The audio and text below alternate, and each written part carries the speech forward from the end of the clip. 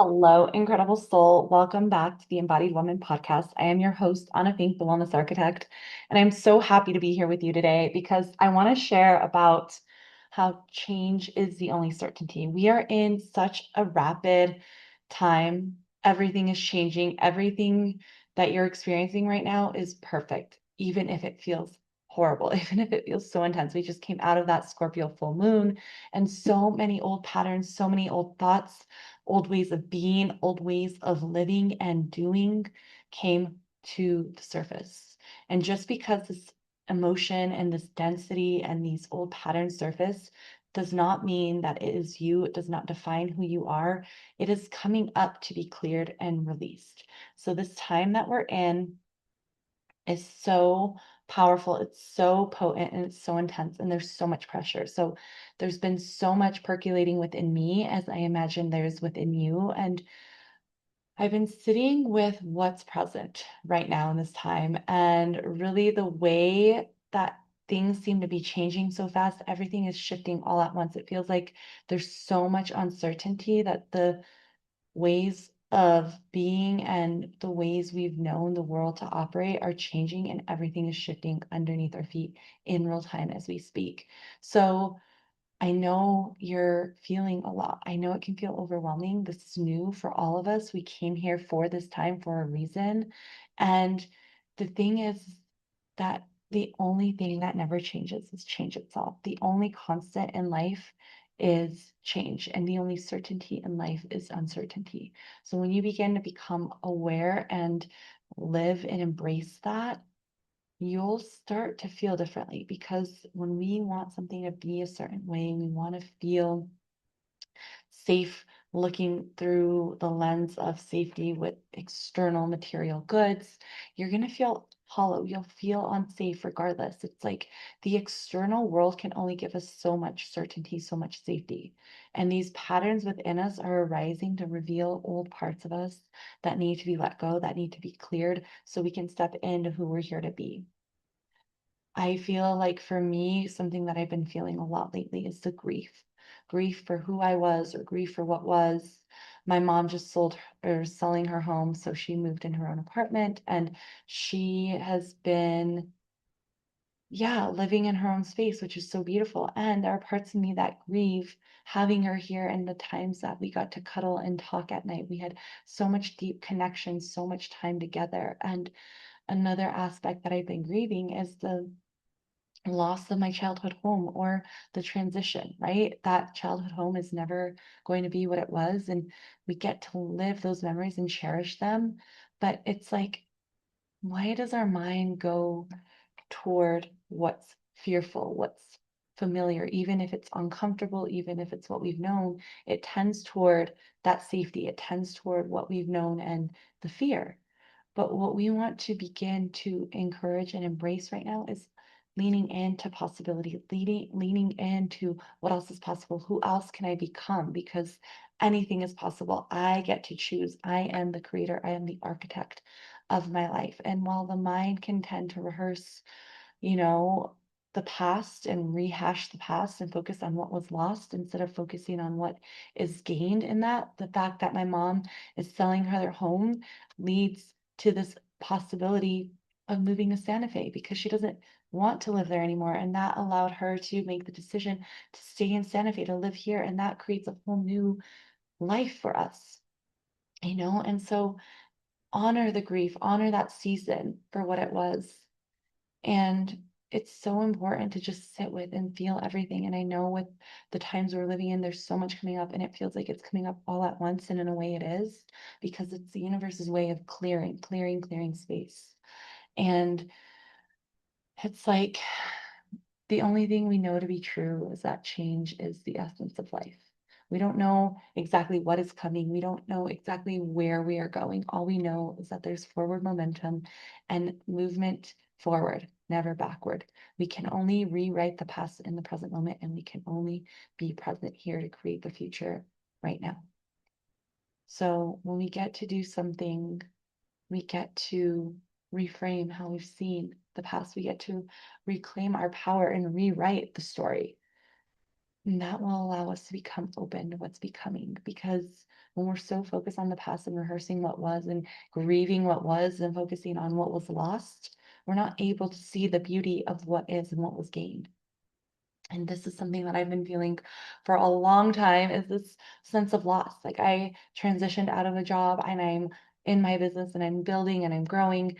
And there was that sense of safety and that stability. And although I didn't love what I did, or I didn't love the job always, there were beautiful aspects of it. And I keep finding myself looking back on that time and kind of grieving it. Like, oh, I had it so good. Why did I leave that? But it wasn't a loss, it was a clearing. And in order to create, we have to clear. So this point we're in is this grief and the clearing that comes with that. And you get to be in the sadness, in the stillness, and the grief for what was, but also you can hold space for the excitement, the possibility of what's to come, because it can be both duality. Yes, this and that simultaneously existing sequentially all at once. Something with the season that we're in is a lot of unknown is coming up, a lot of unknown experiences, a lot of uncertainty, and that can conjure a lot of discomfort. However, discomfort is not a sign to stop. What often happens is that when we feel fear, we feel discomfort, we feel emotion and doubt, resistance, we take it as a sign to turn around. We take it as a sign to stop. But really, what it's an invitation to is to rise, to remember our power, knowing that the more resistance we feel towards something, the more fear we're feeling towards something, the more important that is for evolution. But often we see it as something like, oh no, it's so bad. And the mind goes into fear and we start to doubt and we want to turn around.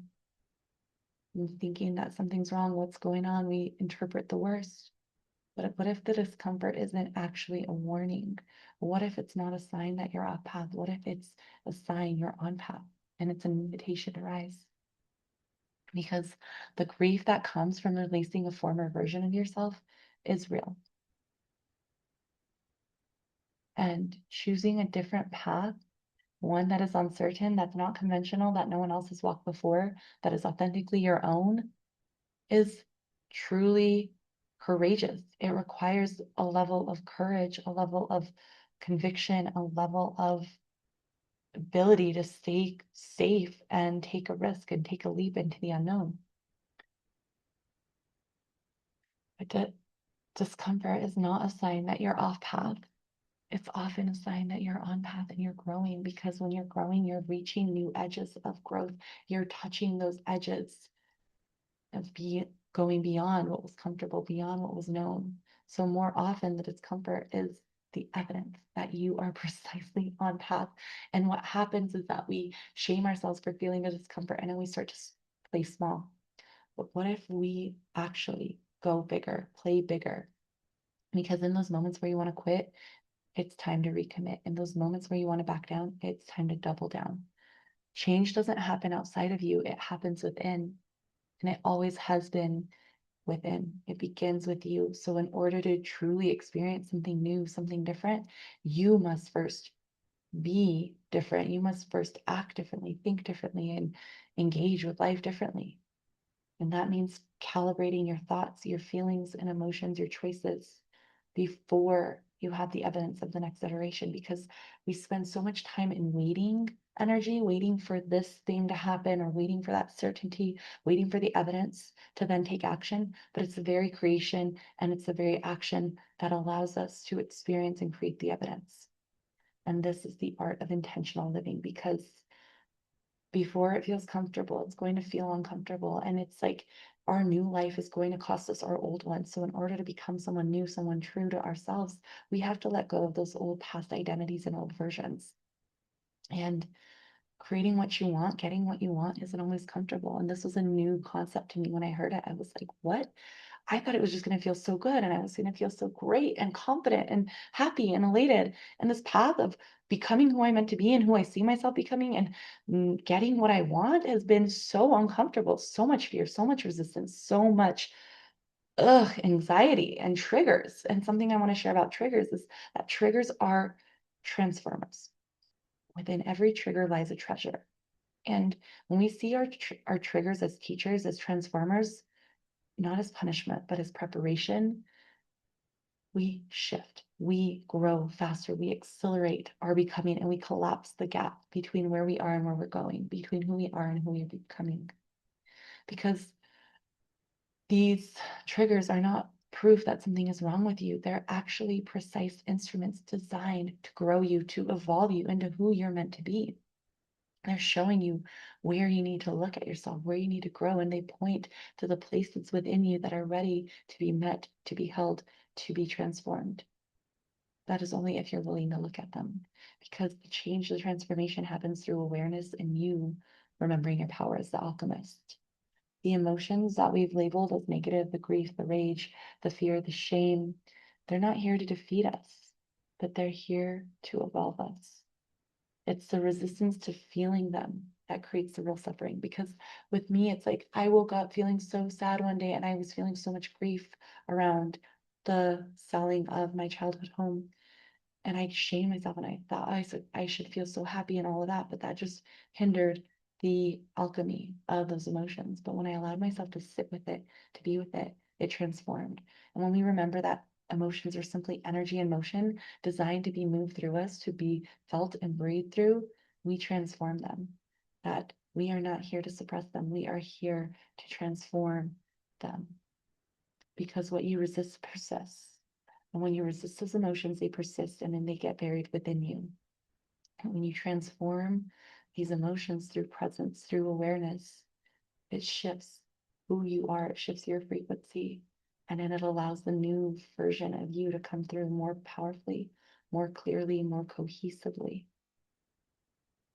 Creating a new version of yourself doesn't begin with shaming yourself for who you've been. It begins acknowledging what is aligned and what is not, and releasing who you've been so that you can step into the unknown and be who you're here to be. Because becoming who we're meant to be invites us into the unknown, into that infinite potential. And that can feel so terrifying and debilitating and destabilizing. But the unknown always is asking you to trust rather than to doubt, to have faith rather than fear. The unknown is not your enemy, it is the necessary threshold of every desire you hold. Because when you're willing to go into the unknown, every possibility, every potentiality exists in that space. But you cannot arrive at that new version of yourself through the door of the old one, meaning you're repeating same patterns. You're wondering why you're not becoming who you're meant to be when you keep taking the same course of action. And here's something that I have felt too, because these old patterns come up and then it creates this old belief and then it reinforces that belief and then it creates this thought, which then leads to an emotion, which then leads to an action. And it's this repetitive cycle. So what you do, just notice where you feel discomfort, where you feel resistance in your life, and begin to lean into those areas.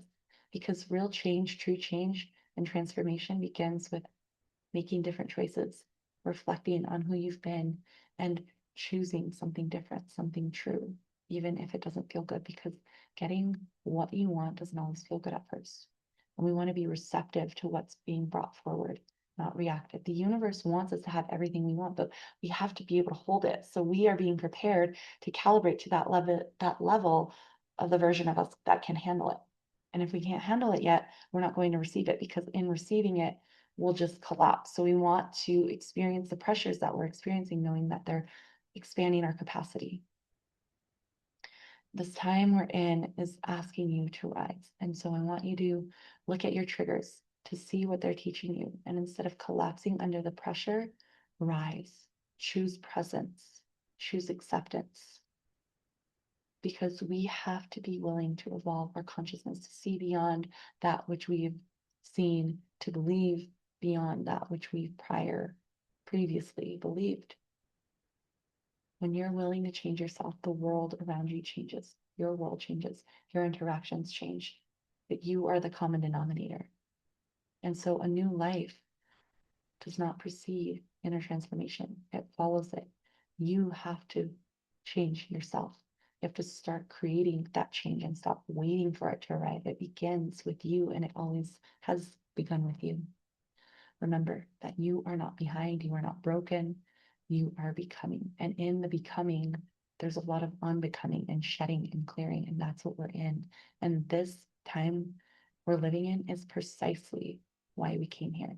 So have faith, hold the vision, and trust that what you're going through is meant for you to lead, to step into that role as a leader, as a visionary of this time. If this resonated with you, or if there's someone that you feel would benefit from this message, please share it with them. I always love hearing your thoughts, your impressions. So please reach out to me. You can tag me at I am on a Fink on Instagram, and I look forward to connecting with you soon.